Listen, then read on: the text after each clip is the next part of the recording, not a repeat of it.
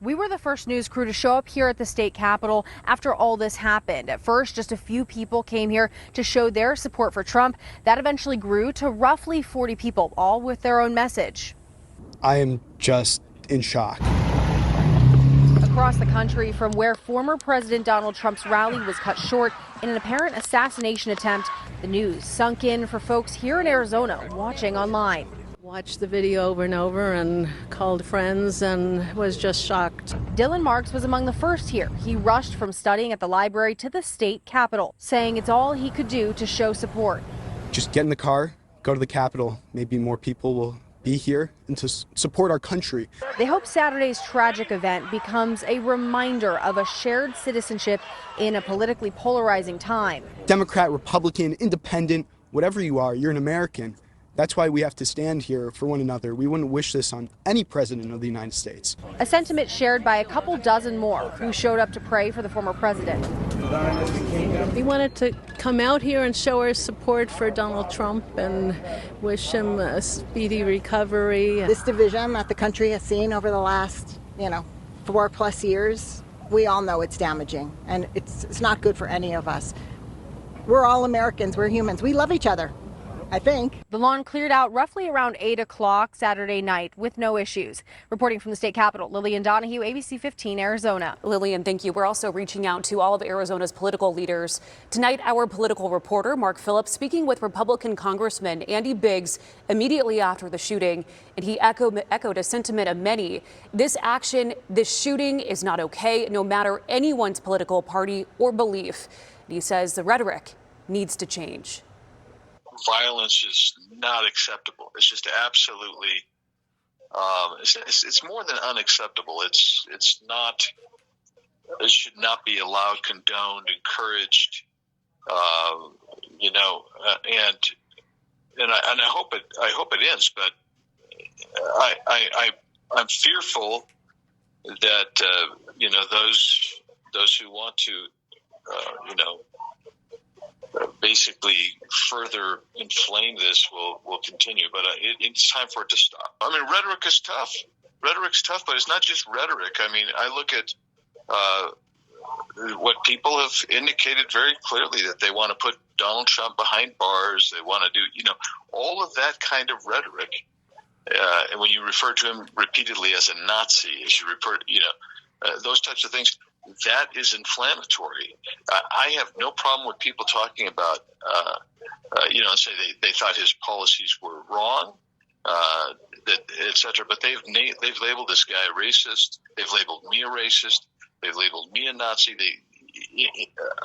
These labels, that's what I think is inflammatory. And then I thought that sometimes language just gets out of control and overhead, becomes overheated.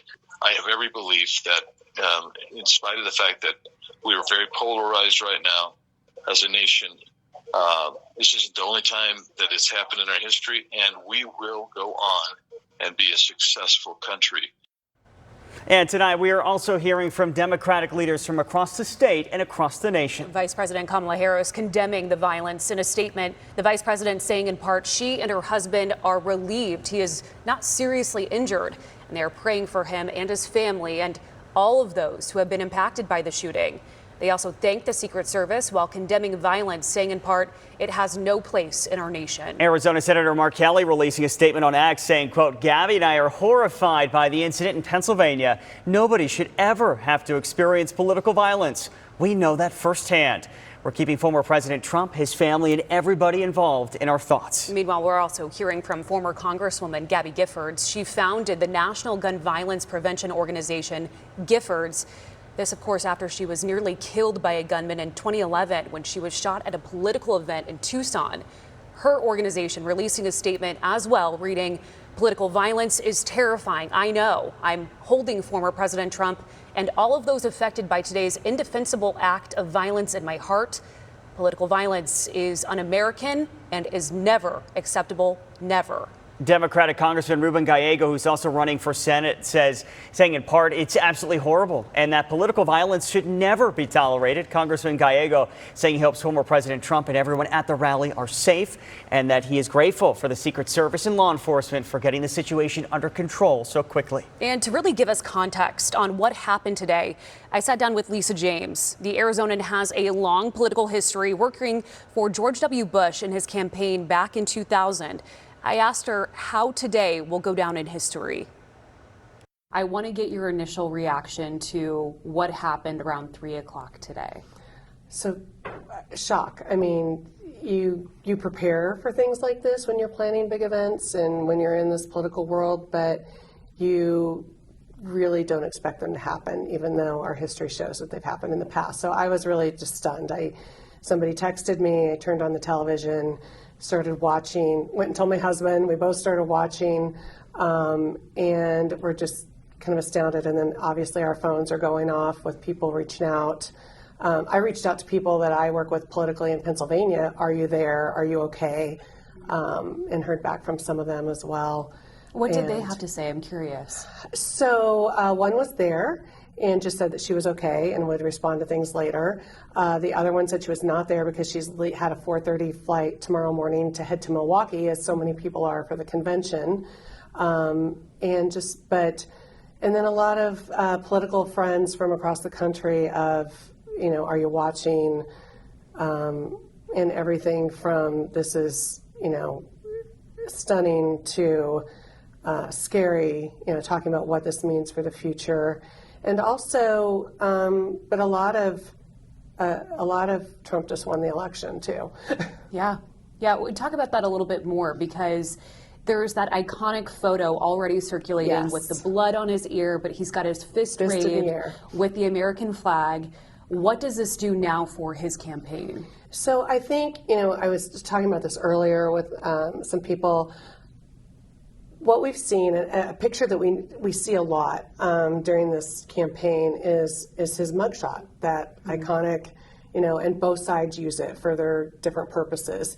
And I think that picture is about to be replaced with this picture. This is the new, it shows him strong. It shows him thinking of the people that support him and also his enemies by, standing up saying, he's wanted to show people I'm okay and I'm going to fight this. So, and I think that that's going to be the message, that he's strong, which is a contrast to what we've been seeing from President Biden over the last few weeks. And when you reflect upon today, do you think about this moment being a moment in history? Well, absolutely. I mean, I was thinking about, I remember when President Reagan was shot, and I was in school, I was in a classroom, and I remember that happening, and I think this is going to be one of those moments of, you look back, there are things, when Princess Diana died, there are things that we look back on and go, where were you then? Where were you on 9/11?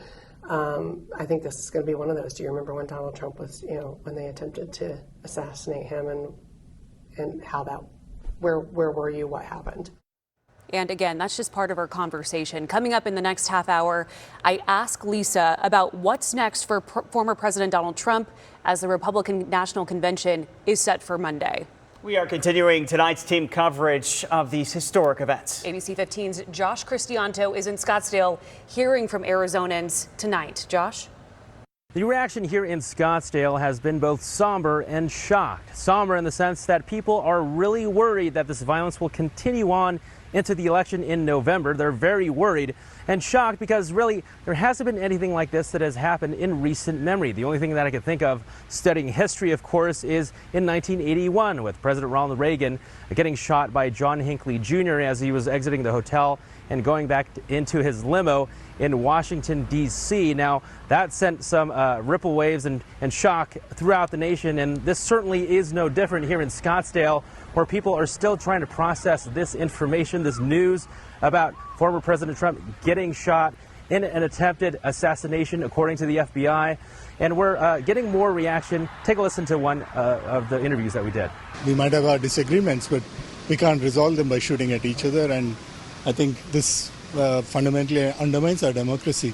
resolving issues by shooting at each other. So. And another man I spoke with says he is shocked but not surprised that this has happened, but he says that there is no place for violence in American politics. It's just scary times, and whether you're left or right, I just, that's not something you want to see ever. And I'm just praying that our country will eventually unite, because this is kind of crazy times we're living in. And that man telling us that he believes this incident will actually help former President Trump in his run for re-election in November. We're going to have to see what the investigation turns out. In the meantime, reporting in Scottsdale, Josh Crisanto, ABC 15, Arizona.